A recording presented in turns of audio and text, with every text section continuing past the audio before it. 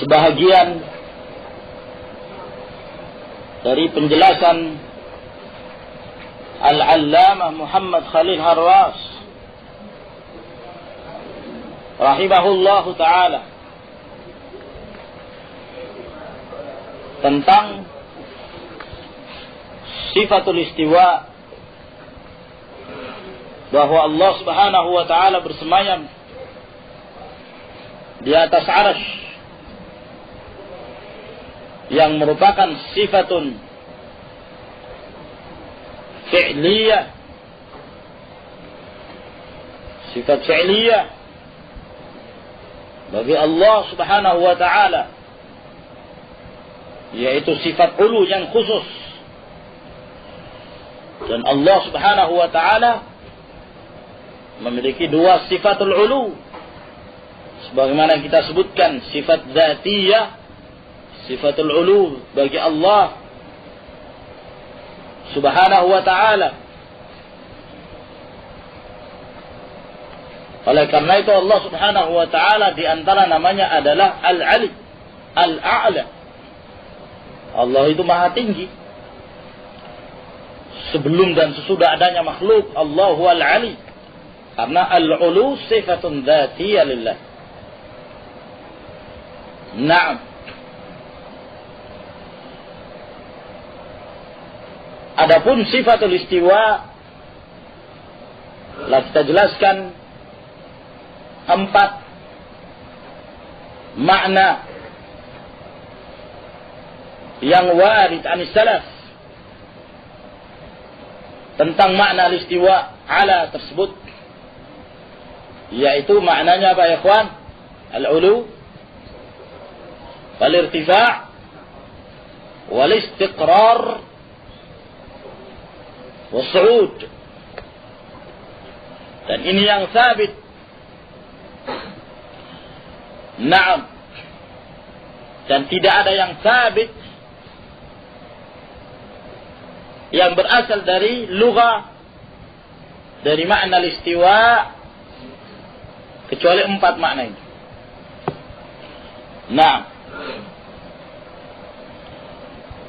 dan ini merupakan sifatul ulu yang khusus bagi Allah subhanahu wa ta'ala, dengan firman-firman Allah yang telah kita sebutkan, tsumma stawa 'alal arsy, kemudian Allah bersemayam di atas arsy, pada 6 tempat di dalam Al-Quran.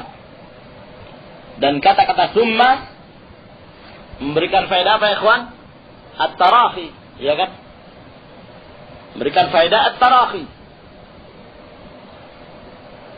yaitu terjadinya sesuatu itu ya setelah sebelumnya dilakukan, yaitu setelah diciptakannya langit dan bumi oleh Allah subhanahu wa ta'ala dalam tempo 6 hari.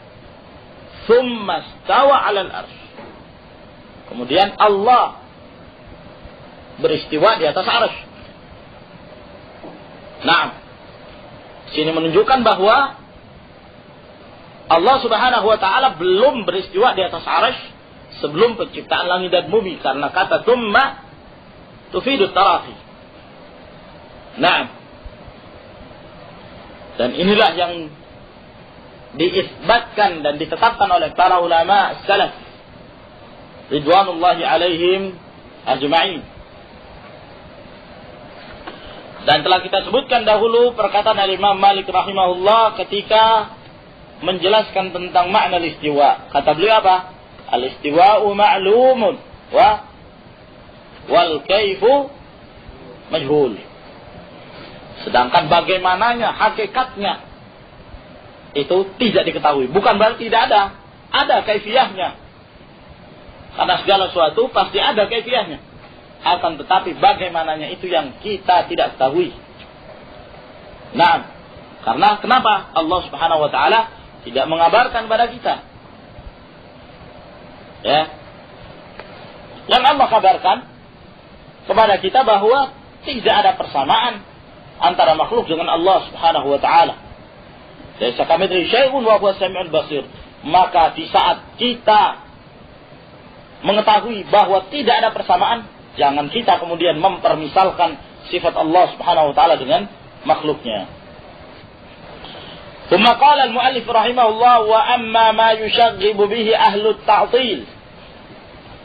Adapun ya kekacauan ya yang dilakukan oleh orang-orang mu'attilah yang menafikan sifat Allah Subhanahu wa taala, yusyghib yakni kenakalan, kekacauan dari mereka yang ingin merusak manhaj, ingin merusak akidah, min iradil lawazimil fasidati ala taqriril istiwa, ya, dengan menyebutkan kelaziman yang rusak, kelaziman yang batil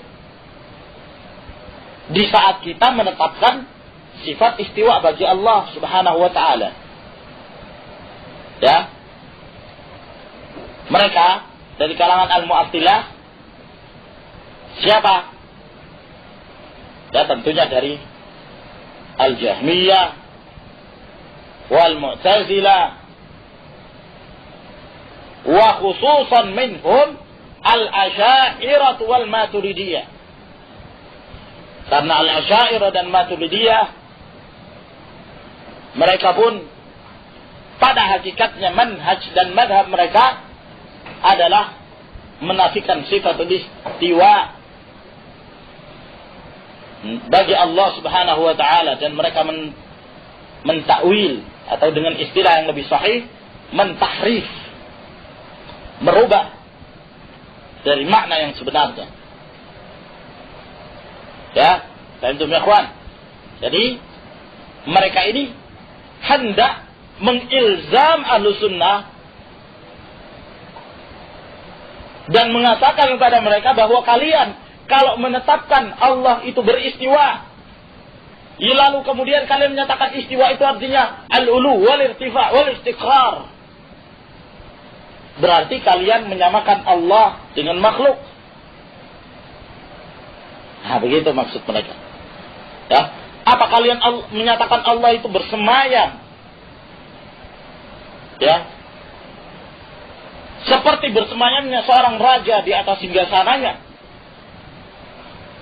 Ketika kalian menetapkan, kata beliau, fahiya la talzamuna atau la tulzimuna. Ya, tidak melazimkan kita. Ya, sebagaimana di saat kita menetapkan sifat-sifat Allah yang lainnya juga tidak mengilzam kita, tidak mengharuskan kita untuk menyamakan antara sifat Allah dengan sifat makhluk. Ya.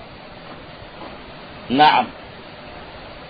Li'annana la naqul, karena kita tidak mengatakan bi'anna fawqiyatahu 'alal 'arsy ka fawqiyatil makhluqi 'alal makhluq. Kita tidak mengatakan bahwa ketinggian Allah Subhanahu wa taala di atas arsy itu seperti tingginya makhluk di atas makhluk yang lain. Ya, tidak demikian. Kita menetapkan sifat istiwa bagi Allah Subhanahu wa taala. Oleh karena itu butuh untuk memperjelas, bab tawdih wal bayan wa izalatil batil wasyubh. Makanya kita mengatakan Allah itu bersemayam di atas arsy, wallahu ba'inun min khalqih. Allah itu jauh dari makhluknya. Agar jangan sampai orang menyatakan bahwa bersemayamnya Allah di atas arsy yaitu seperti bersemayamnya raja di atas singgasana. Jangan sampai ada yang menyatakan demikian. Ya, yang memberikan keharusan apa? Ilsaq, melekatnya antara zat Allah dengan makhluk, wal'iyadu billah. Ya, kalau makhluk, naam, kita si fulan bersinggasana di atas kerajaannya, yakni dia duduk di atas di atas tahta kerajaannya, singgasananya. Ya, Lengket ilzaq antara dia dengan kursinya. Tapi tidak demikian kepada Allah Subhanahu wa taala. Kita menyatakan Allah itu bersemayam di atas arsy, akan tetapi Allah itu jauh dari arsy-Nya. Faham tuh ya kawan? Nah, jadi tidak ada ilzam dalam hal itu.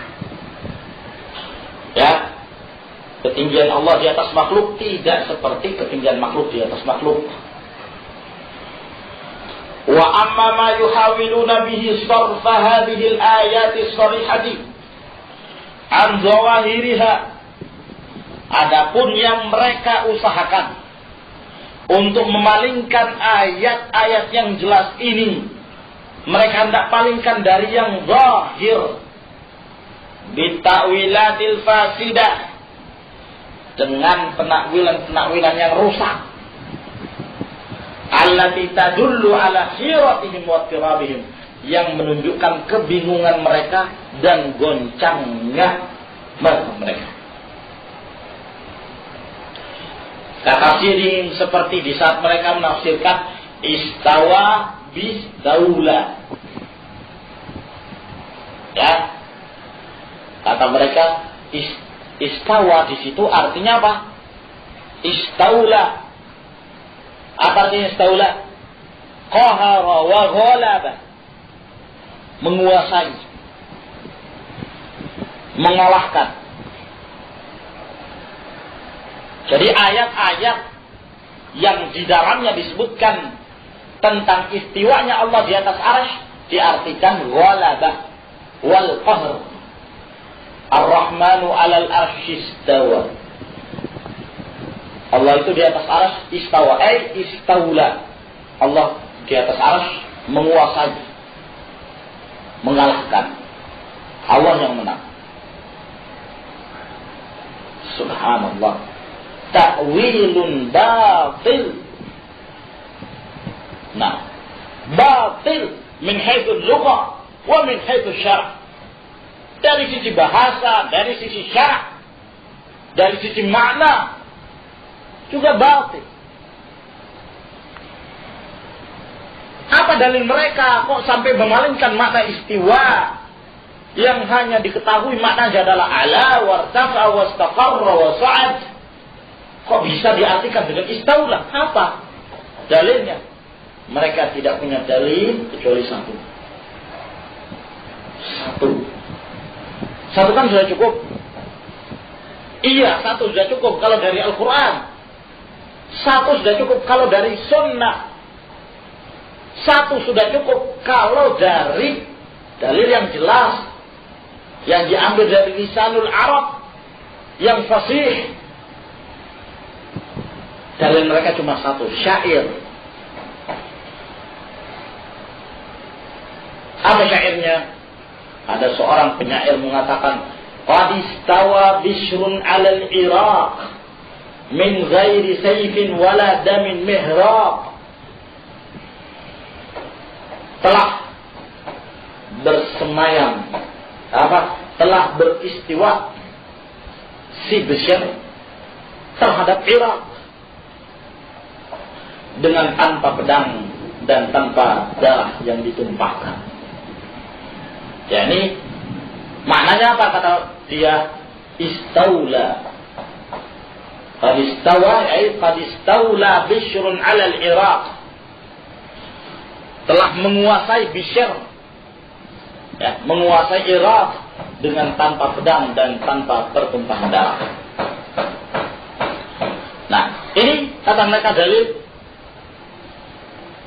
ya, yang menunjukkan bahwa istawa dengan makna istaula itu ada di dalam bahasa. Ini dalilnya. Masya Allah. Amma hujjatukum fahiya awha min baitil ankabut. Hujjah mereka sangat lemah, bahkan lebih lemah dari rumah laba-laba. Sangat lemah sekali.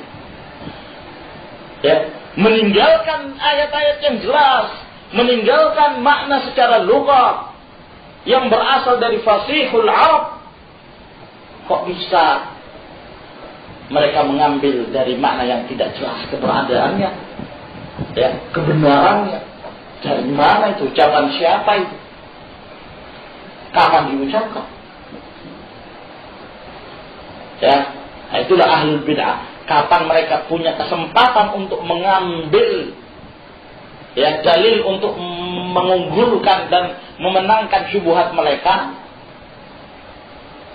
kapan mereka punya kesempatan, mereka akan gunakan, walaupun dari dalil yang paling lemah.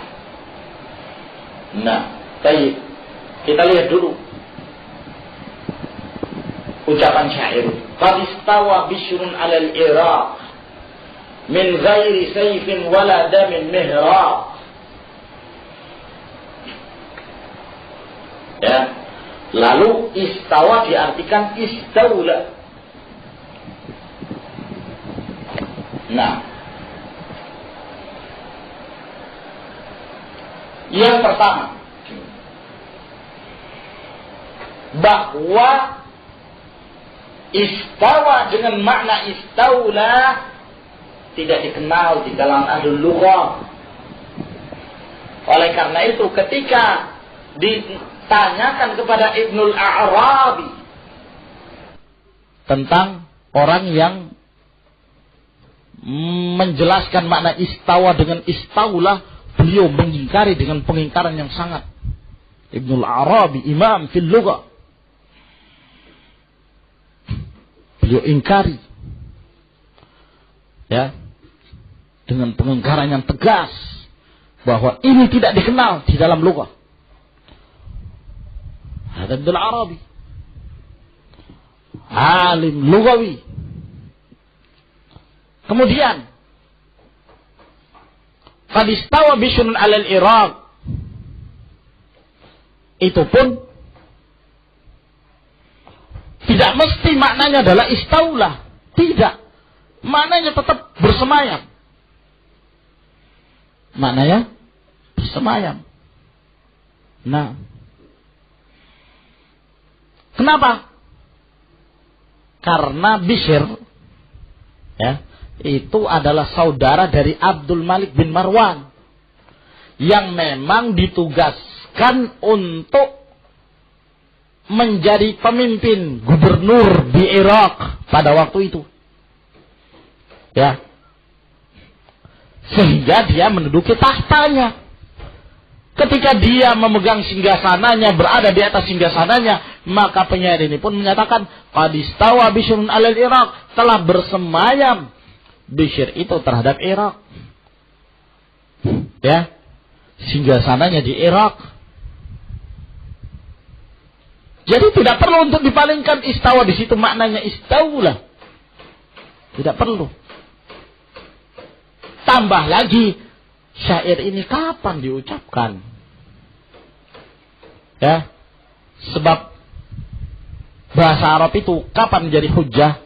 Dari Al-Quran, dari Sunnah, dari syair-syair jahiliyah, itu jadi hujjah. Juga syair-syair yang ada di zaman Rasulullah SAW dan para sahabat. Ya. Adapun setelah zaman khilafah Umayyah, maka tidak lagi menjadi hujjah karena sudah bercampurnya antara bahasa Arab dengan bahasa Ajim. Nah, ini diucapkan pada zaman khilafah Abdul Malik bin Marwan. Nah, kemudian juga termasuk yang menunjukkan kebatilan makna istawa dengan istaula. Ya. Kelaziman yang menunjukkan makna yang batil. Coba kalau kita artikan istawa dengan istaula. Allah Subhanahu wa taala menyatakan, ya, inna rabbakumullahu alladhi khalaqas samawati wal ardh tsumma istawa 'alal arsy. Lalu diartikan istawa, maknanya adalah istaula. Sesungguhnya Rabbmu yang menciptakan langit dan bumi dalam tempo 6 hari.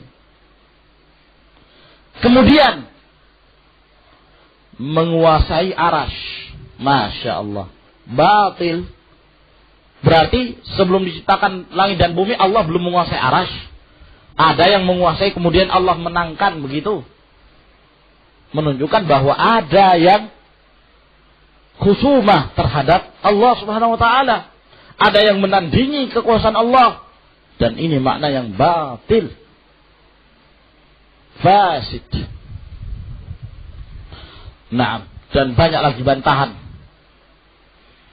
tentang istiwa yang mereka tafsirkan dengan makna istaula. Bahkan Ibnu Qayyim rahimahullah itu beliau membantah orang yang menafsirkan istawa dengan istaula dari 42 sisi. Bayangkan. Dari 42 sisi. Ya, beliau bantah itu.